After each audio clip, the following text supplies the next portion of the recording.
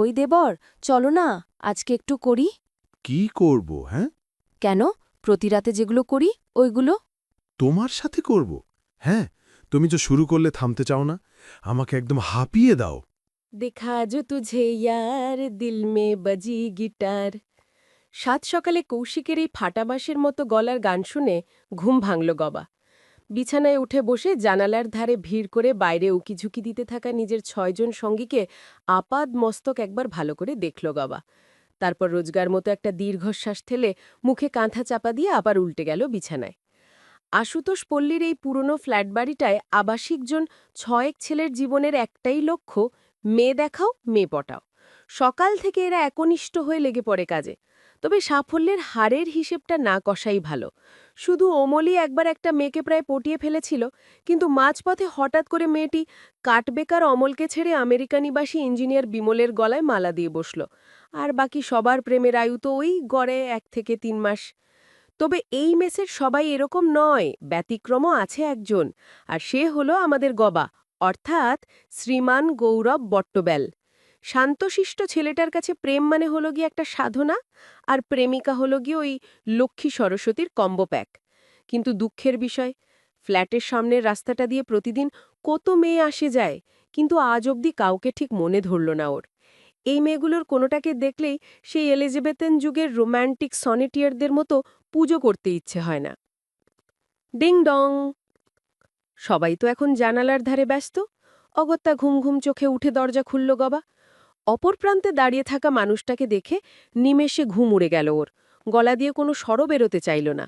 আর ঠিক সেই মুহূর্তে ব্যাকগ্রাউন্ড মিউজিকের মতো রিজুর ফোনটা টেবিলের ওপরে বসে গেয়ে উঠল, এক নজর মে ভি প্যার হোতা হে मैंने सुना है। বলছি, আপনাদের বাথরুমে জল আসছে? মেয়েটার দিকে ভ্যাল ভ্যাল করে তাকিয়ে থাকল গবা। মেয়েটার রূপে এমনই আচ্ছন্ন হয়ে গেছে ও, যে তার কথাগুলো যেন ঠিক শুনতে পেল না ও। এক্সকিউজ মি, বলছি, বাথরুমে জল আসছে আপনাদের?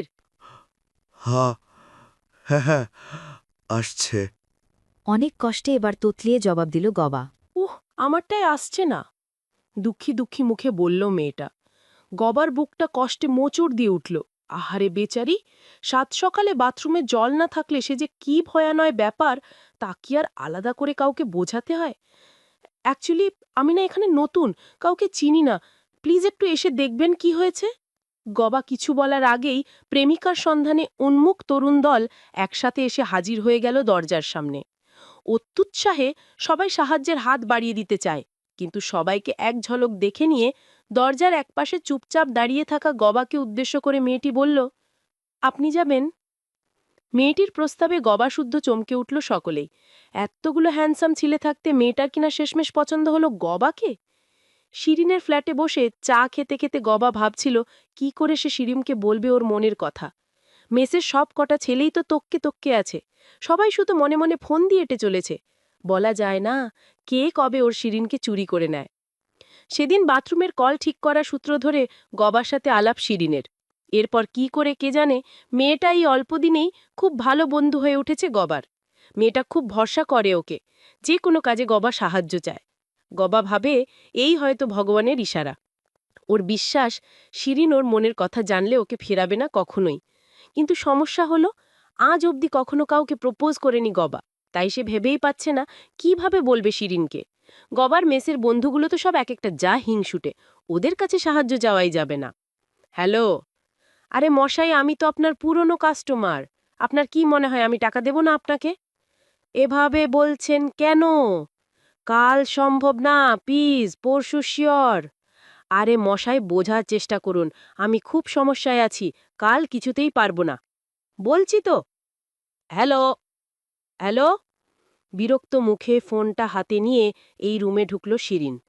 যদিও কলটা আসতে সে উঠে রান্নাঘরে চলে গিয়েছিল, কিন্তু তার উত্তেজিত হয়ে বলা কথাগুলো এই রুমে বসে গবার কানে দিব্যি পৌঁছেছে। অপর প্রান্তের কথা না শুনলেও শিরিনের কথাগুলো শুনে গবা আন্দাজ করতে পারল কিছু একটা সমস্যায় পড়েছে মেয়েটা। সবই আসলে ভগবানের ইশারা।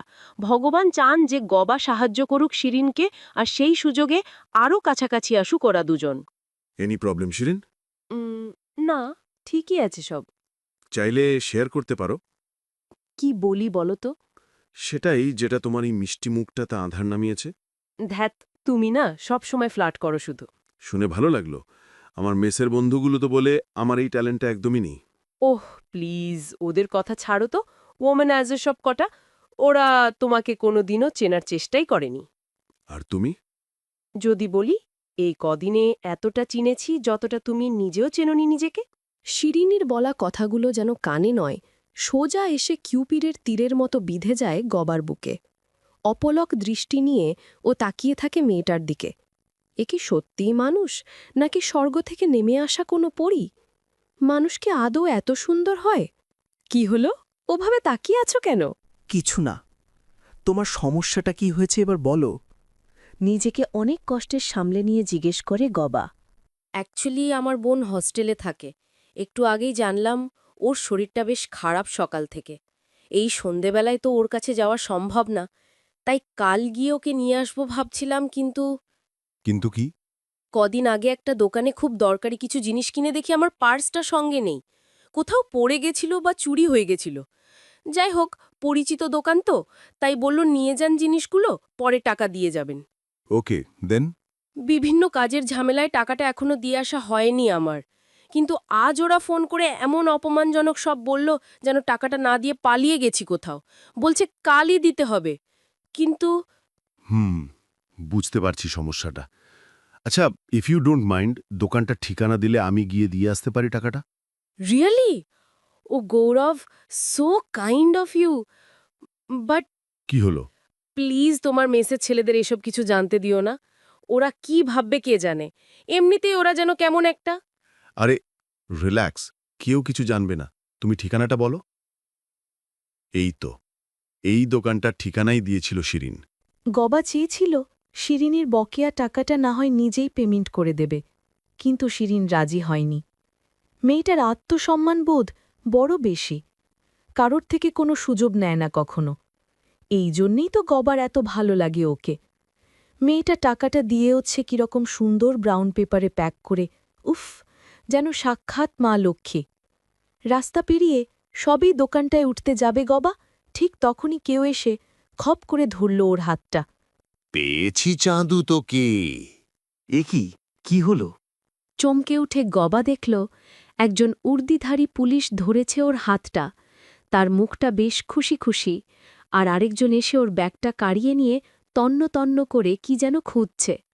পেয়েছি স্যার। শিরিনের দেওয়া ব্রাউন প্যাকটা হাতে নিয়ে পুলিশটা হাঁক পারল ওদের জিপটা লক্ষ্য করে। এরপর জিপের ভেতর থেকে যিনি নামলেন তাকে দেখে গবা কতটা অবাক হল তা বোঝা না গেলেও তিনি যে ওকে দেখে একেবারে আকাশ থেকে পড়লেন তা স্পষ্ট বোঝা গেল যখন তিনি মুখ বিকৃত করে বললেন, শিট, এবারেও ফসকাল। আশিস দা। চিৎকার করে উঠল গবা। এই, তুই স্যারকে চিনিস? অবাক বাকি পুলিশগুলো। সরি গবা, আমি চেষ্টা তো করছি, বাট তাও সেভাবে আশ্বাস দিতে পারছি না তোকে। সরি। আমার কি দোষ আশিস দা? আমি তো শুধু... কেঁদে ফেলল গবা। I know, Goba. You are innocent. Actually, you know what? This is the main problem. Shirin, Apala, রাই, কত নাম যে ওর।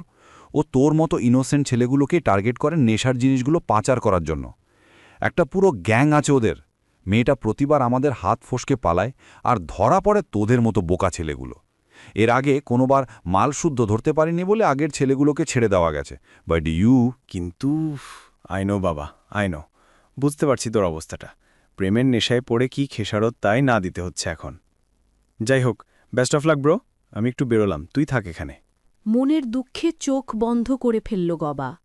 চোখের কোণ থেকে একটা জলের ফোঁটা নিঃশব্দে ঝরে পড়ল মেঝেতে, আর সেই ফোঁটার মধ্য দিয়ে ওর স্বপ্নে সাজানো লক্ষ্মী সরস্বতীর মূর্তিটা আস্তে আস্তে কেমন তালগোল পাকাতে পাকাতে শেষপেশ ঠাকুমার ঝুলিতে দেখা শাকচুন্নিতে রূপান্তরিত হল।